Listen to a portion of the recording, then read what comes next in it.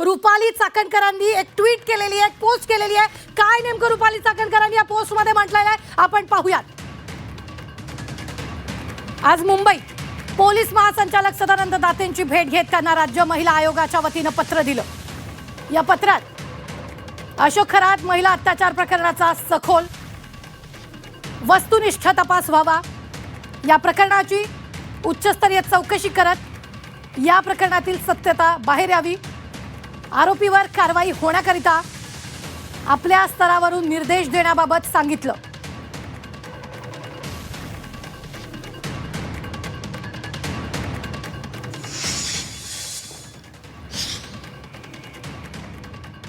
तर यावेळी लगेचच रुपाली चाकणकरांनी ट्विट केलेला आहे. मात्र ही सगळ्यात मोठी बातमी आपण आत्ताच्या क्षणाची पाहतोय. खरात प्रकरण चाकणकरांना भोवलेलं आहे. मुख्यमंत्र्यांनी त्यांना राजीनामा देण्याचे आदेश दिलेले आहेत. आपले प्रतिनिधी गोविंद आपल्या सोबत असणारच आहेत. मात्र वेळ झालेली आहे. एका छोट्याशा ब्रेकची कुठेही जाऊ नका, पाहत रहा झी 24 तास.